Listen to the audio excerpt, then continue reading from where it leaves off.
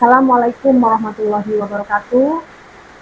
Saya Tiara Lani, dosen Prodi Diploma 3 Keperawatan, Sekolah Tinggi Ilmu Kesehatan Intan Martapura. Saya dosen keperawatan yang mengampu beberapa mata kuliah, salah satunya adalah mata kuliah keperawatan jiwa, yang mana mata kuliah keperawatan jiwa ini memiliki bobot 2 SKS, 1 SKS teori dan 1 SKS praktikum. Mata kuliah ini menguraikan tentang perspektif keperawatan jiwa, tren dan isu keperawatan jiwa, konsep model keperawatan jiwa, terapi modalitas, terapi aktivitas, kelompok, psikofarmaka, asuhan keperawatan pasien dengan psikososial dan gangguan jiwa. Dan tentunya rancangan pembelajaran dikembangkan dengan berbagai strategi sehingga mampu untuk memungkinkan mahasiswa dapat menyelesaikan capaian pembelajaran yang dituju. Adapun capaian mata kuliah ini adalah yang pertama, memahami konsep dasar keperawatan jiwa, dan yang kedua, mengaplikasikan asuhan keperawatan pada pasien dengan masalah psikososial, dan yang ketiga, mengaplikasikan asuhan keperawatan pada pasien dengan masalah gangguan jiwa. Mata kuliah ini terdiri dari 16 kali pertemuan, yang mana terbagi menjadi 8 kali pertemuan teori, 4 kali pertemuan praktikum, dan 2 kali pertemuan ujian. Pada mata kuliah ini terdapat sub-CPMK sebagai berikut.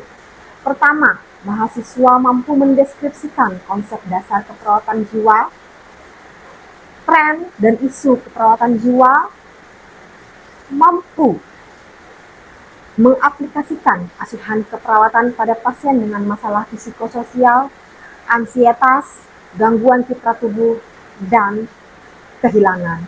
Dan yang ketiga, mahasiswa mampu mengaplikasikan asuhan keperawatan pada pasien dengan gangguan jiwa, pasien dengan resiko perilaku kekerasan, isolasi sosial, gangguan persepsi sensori, harga diri rendah, dan defisit perawatan diri. Untuk bobot penilaian pada mata kuliah ini, ujian tengah semester 30%, ujian akhir semester 30%, tugas kelompok 10%, tugas individu 20%, dan untuk kehadiran 10%, yang mana akan diakumulasikan sejumlah 100%. Berikut akan saya tampilkan. Bismillahirrahmanirrahim. Assalamualaikum warahmatullahi wabarakatuh. Waalaikumsalam warahmatullahi wabarakatuh. Selamat siang dan salam sejahtera untuk kita semua. Alhamdulillah hari ini kita berjumpa kembali ya dalam materi defisit perawatan diri ya, yang mana hari ini Ibu memberikan pada anak-anak Ibu. Oke, baik.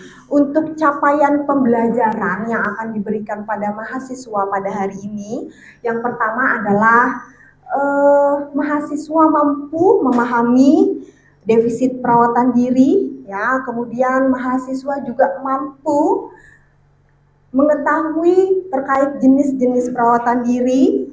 Kemudian mahasiswa mampu tahu proses terjadinya defisit perawatan diri, kemudian tanda gejala dari defisit perawatan diri, dan tentunya kalian bisa membuat asuhan keperawatan pasien dengan defisit perawatan diri.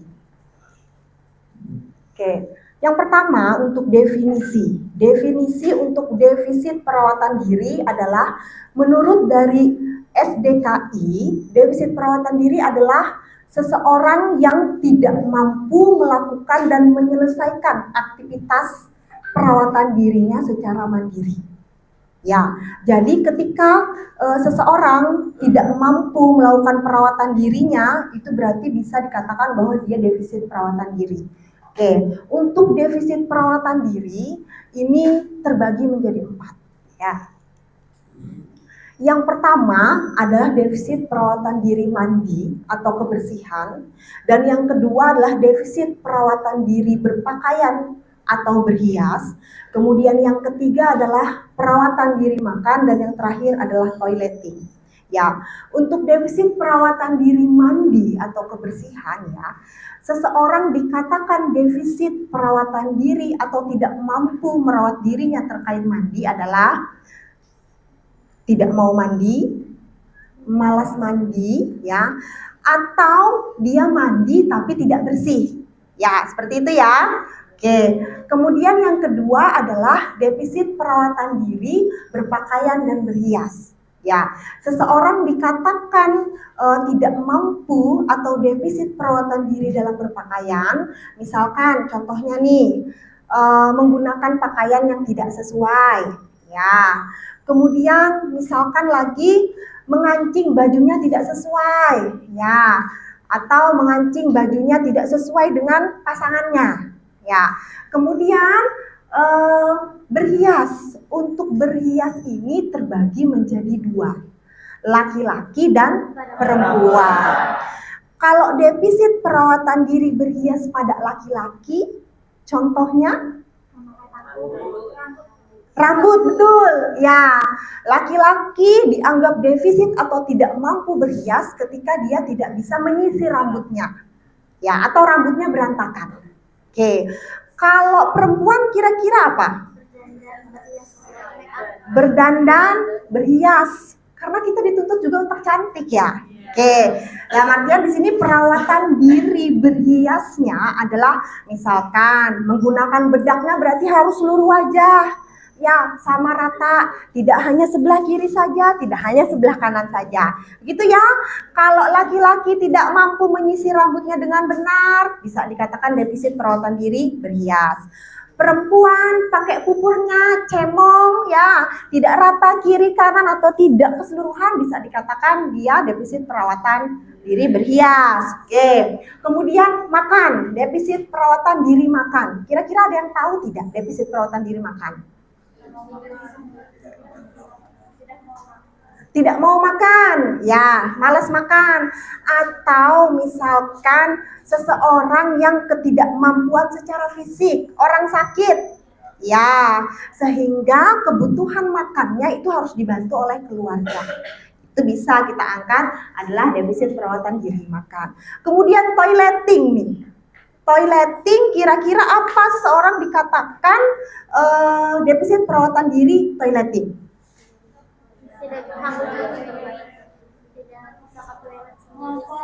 Ngompoh. BAK, BAB sendiri berarti kelemahan fisik ya, sama dengan makan. Kira-kira ada lagi tidak?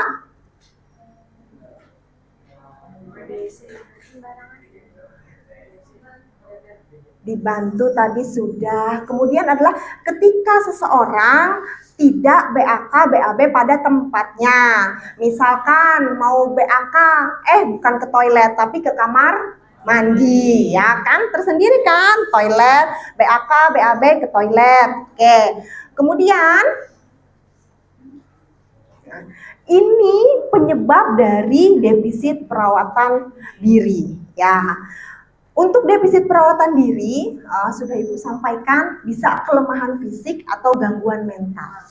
Ya, pernah melihat seseorang dengan gangguan mental yang dikatakan defisit perawatan diri? Pernah.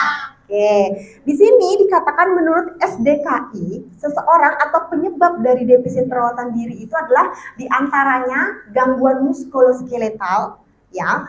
Kemudian penurunan motivasi atau minat. Ya, untuk penurunan motivasi dan minat ini salah satu di antara misalkan ada yang stres. Ya, pernah nggak stres kemudian males mandi?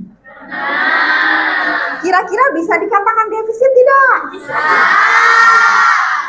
Pernah putus pacar?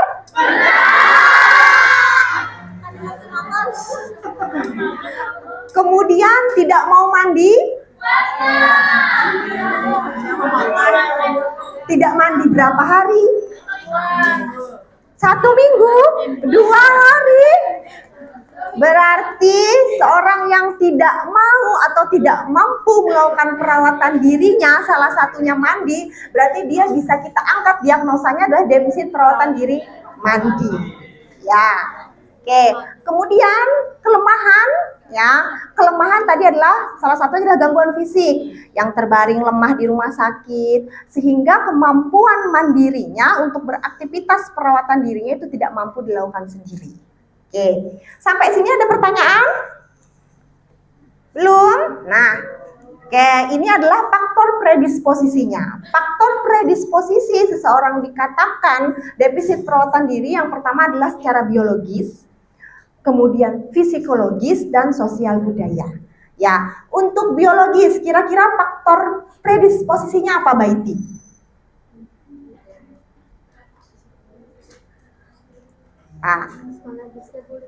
Oke, kalau psikologis apa, Baiti? Gangguan jiwa, ya, berarti mentalnya terganggu. Kalau biologis apa? Misalkan ada riwayat keluarga, ya. Kemudian gangguan nutrisi tadi ya, yang putus pacar, tidak mau makan sehingga terjadi lemah. Kemudian kelemahan, tidak mampu mandi, tidak mau makan, tidak mau mandi, dan yang lain-lainnya. Oke. Kemudian kalau sosial budaya mungkin ada beberapa tuntutan ketika ada tradisi yang mana dia tidak diperbolehkan untuk mandi beberapa hari seperti itu ya, dan yang lainnya. Oke. Kemudian tanda dan gejalanya. Kalau Ibu mau bertanya nih sama Elma ya. Elma, tadi Ibu katakan defisit perawatan diri mandi. Kalau seseorang dikatakan defisit perawatan diri mandi, kira-kira tanda gejalanya apa? Kalau seseorang tidak mandi, tandanya apa? Apa tanda gejalanya seorang defisit perawatan diri mandi?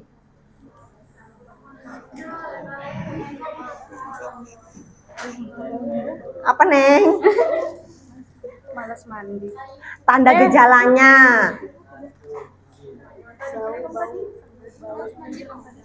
Tanda gejalanya apa? Bau terus lusuh. Bau, lusuh. Kira-kira ada nggak yang tidak mandi 2 hari tidak bau? Oh, kecuali mandi parfum katanya ya. Tanda gejalanya pada pasien dengan gejala fisik atau tidak mau mandi ya, atau tidak mampu mandi, yang pertama adalah badannya bau, pakaiannya kotor, rambut dan kulitnya kotor ya, kukunya panjang, kemudian giginya kotor, kemudian penampilan juga tidak rapi. Nah, ketika kalian mau mengangkat diagnosa defisit perawatan diri, salah satunya adalah fisik, ini adalah beberapa tanda gejala yang bisa kalian masukkan untuk mengangkat diagnosa tersebut. Ya, berarti kalian harus lihat pasiennya, berarti dari jarak 1 meter nih udah tercium aromanya tidak sedap. Oke. Kemudian dilihat juga pakaiannya kotor. Ya, kotor itu kan berarti tidak selayaknya dipakai ya. Oke, kemudian rambut dan kulitnya juga kotor. Kalau rambut kulit kotor itu seperti apa ya? Rambutnya lepek, ketombe, berminyak. Kalau kulit gimana?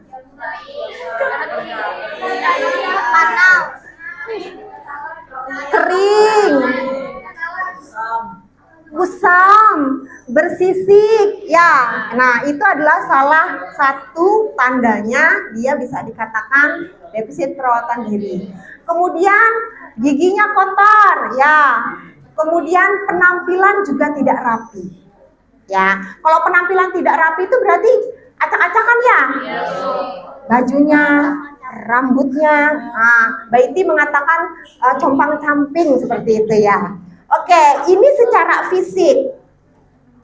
Kemudian psikologisnya. Nah, ini kita kaitkan dengan tadi pasien-pasien yang misalkan stres berat, ya, putus cinta, ya. Sehingga pasien malas atau tidak ada keinginan untuk mandi atau tidak ada keinginan untuk melakukan perawatan diri, baik itu mandi, makan, dan yang lainnya. Oke. Kemudian Pasiennya juga menarik diri. Menarik diri di sini maksudnya apa? Tidak mau berinteraksi dengan lingkungan sekitar. Maunya di kamar aja. Karena putus cinta tadi ya. Dianya di kamar aja. Menangis saja. Oke. Kemudian merasa tak berdaya, rendah diri dan merasa hina. Ya. Itu nanti jatuhnya nanti bisa ke gangguan mental, kayak kegangguan jiwa. Karena ini tanda gejalanya terkait psikologis. Dan yang terakhir adalah tanda gejala dengan tanda gejala sosial. Yang pertama adalah kurang berinteraksi. Ya, kemudian tidak mampu berperilaku sesuai dengan norma, ya. Kemudian cara makannya tidak teratur. Di sini makannya ada nggak yang tidak teratur? Ada. Dampaknya apa? Sakit. Ya, kemudian kalau sakit karena tanda gejala fisik sehingga terjadi kelemahan. Kemudian terjadi kelemahan, tidak mau makan, tidak mampu melakukan perawatan diri mandi, tidak bisa berhias dan yang lain-lain. Ya. Oke, kemudian BAK dan BAB di sembarang tempat. Ya. Pernah nggak saat perjalanan jauh, laki-laki ini khususnya ya, saat perjalanan jauh karena merasa tidak ada toilet, kemudian BAK-nya sembarangan? Naik gunung? Gimana BAK-nya? Enggak. Itu BAB ya. Gali lubang, BAK juga gali lubang. Nah, itu kan BAB gitu. Kalau BAK di pepohonan. Oke, kemudian gosok gigi dan mandi tidak mampu secara mandiri. Oke, yang dinamakan mandi ya, ketika selesai mandi yang namanya melakukan kebersihan diri, kalau selesai mandi itu berarti bersih, wangi, ya, rapi, dan yang lainnya. Kalau dia selesai mandi belum wangi, belum rapi, berarti bisa dikatakan defisit perawatan diri. Ya, siapa tahu ternyata dia mandinya tidak pakai sabun, tidak pakai sampo dan yang lainnya. Oke. Ini data mayor ya berdasarkan SDKI untuk data subjektif. Data subjektif itu apa? Berarti data yang keluar dari pasien atau yang dikatakan. Mengatakan malas mandi. Satu. Kemudian pasien juga mengatakan tidak tahu cara makan yang baik dan benar. Oke. Kemudian tidak tahu cara berhias yang benar. Ya, pasien juga mengatakan tidak tahu cara BAK atau BAB yang baik dan benar. Atau pasien mengatakan tidak tahu tempat untuk BAK atau BAB. Yang mana artinya kalau ada kamar mandi dia BAK, ya kalau ada dapur dia BAK, dalam artian kan berarti dia tidak mampu ya toiletingnya untuk toileting yang baik dan benar.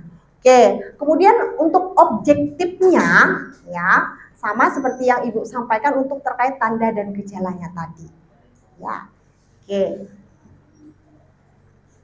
Di sini untuk diagnosa keperawatannya berdasarkan standar diagnosa keperawatan Indonesia, ketika kalian mau mengangkat diagnosa defisit perawatan diri, silahkan kalian spesifikkan pasien ini defisit perawatan diri apakah mandi, berpakaian atau berhias, makan atau toileting.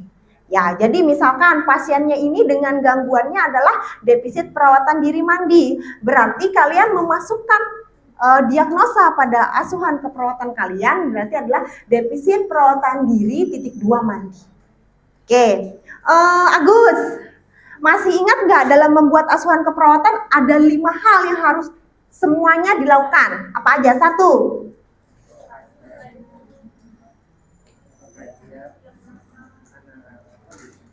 Apa?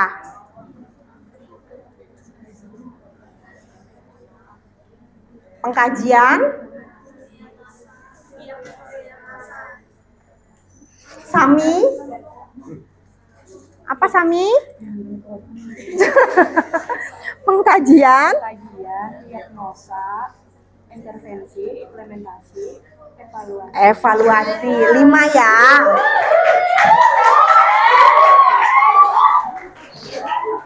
Oke, ini di sini tujuan dari tindakan keperawatan yang akan kalian berikan.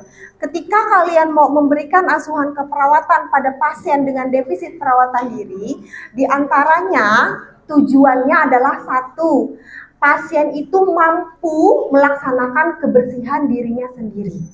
Berarti mampu melakukan kebersihan diri secara mandiri, tidak dibantu. Oke.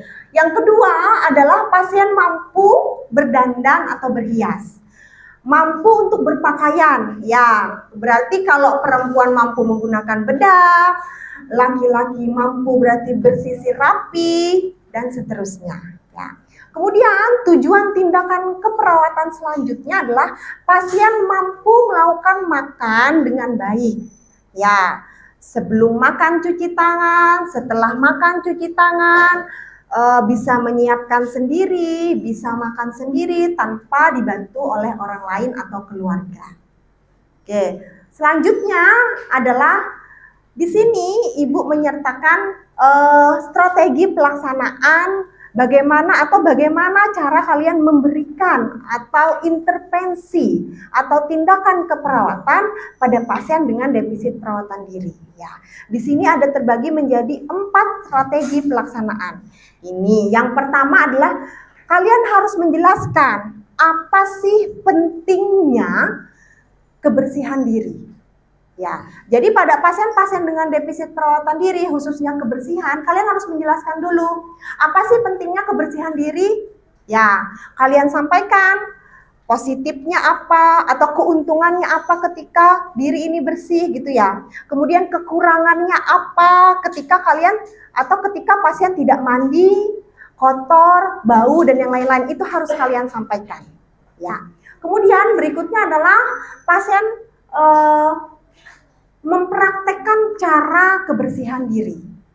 Jadi harus dipraktekkan nih, mandi yang benar itu harus menyiapkan alatnya dulu, ya kan? Mulai dari handuknya, gayung, kemudian ada sabun, sampo, terus apa lagi?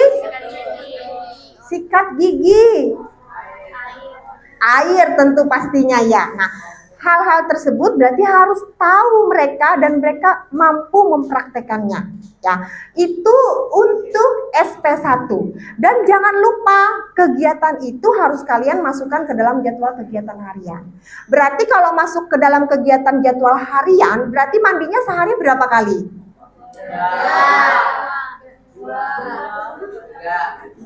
Secara normalnya kan 2 kali, pagi dan sore. Tapi tidak menutup kemungkinan kalau habis beraktivitas, badan kotor, berkeringat, ya, kulit kering dan yang lainnya, mandi. Ya, oke, itu adalah SP1 terkait kebersihan diri mandi. Yang kedua, strategi pelaksanaan pada pasien terkait cara makan yang baik dan benar. Ya, bagaimana pasien makannya? Ya, kemudian makan juga harus dimasukkan ke dalam jadwal kegiatan harian. Mungkin bagi kita orang normal nih, kalau makan ya seperti biasa ya, tapi kalau orang-orang yang tidak mampu atau tidak mau melakukan hal-hal tersebut, maka itu sulit mereka lakukan. Ya, jadi kalian harus membantu. Yang tujuannya apa? Tujuannya mereka bisa melakukan secara mandiri. Ya. Oke. Kemudian SP4 adalah cara berdandan dan berhias. Ya, toileting juga jangan lupa. Intinya kalian harus menjelaskan atau menyampaikan ya semua tata cara atau bagaimana nih sebaiknya seseorang dikatakan mampu merawat dirinya. Berarti dia harus bersih, makannya bagus, toiletingnya bagus, bisa berdandan dan berhias. Ya. Namun di sini harus digarisbawahi. Ketika prinsip tindakan defisit self-care, ya, 1, harus menciptakan lingkungan yang tenang, ya. Kemudian memberikan fasilitas perawatan diri pada klien, ya. Kemudian jangan lupa yang paling penting adalah memotivasi si pasien untuk mampu atau mau melakukan perawatan diri. Oke. Kemudian dorong klien untuk mengungkapkan keuntungan dan manfaat dari perawatan diri. Ya. Jangan lupa nih hal yang paling penting pada pasien-pasien dengan stres, pasien-pasien yang tidak mau, atau pasien-pasien yang istilahnya stres dan yang lainnya adalah beri reinforcement. Ya, berikan pujian, berikan dukungan, atau berikan semangat. Ya, tentunya berikan pujian pada mereka agar mereka mau ya melakukan perawatan dirinya. Oke, sampai di sini ada pertanyaan dulu. Oke, silahkan bertanya. Ayo bertanya. Ya, silahkan. Apa sih dampak dari defisit nutrisi bagi individu? Oke, baik. Apa sih dampak defisit nutrisi pada individu? Defisit keperawatan diri. Oh, defisit perawatan diri pada individu terkait makannya atau yang mana nih? Mandinya. Mandinya, dampaknya. Tentunya kalau pasien-pasien dengan defisit perawatan diri, pertama, badannya tadi sudah dikatakan bau. Misalkan, nih dia datang ke kampus, kemudian badannya bau, kira-kira teman-temannya mau nggak mendekati?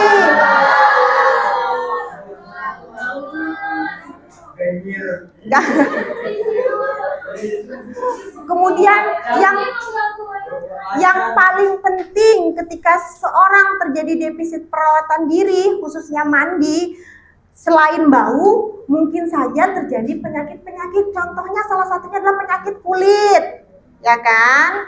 Kemudian gatal-gatal, apalagi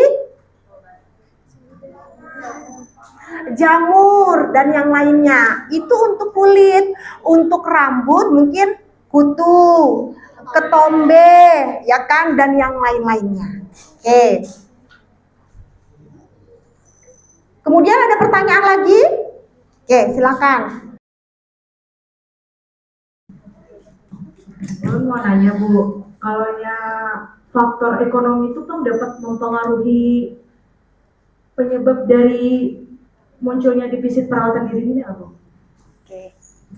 Baik, untuk ekonomi kira-kira berpengaruh tidak? Berpengaruh.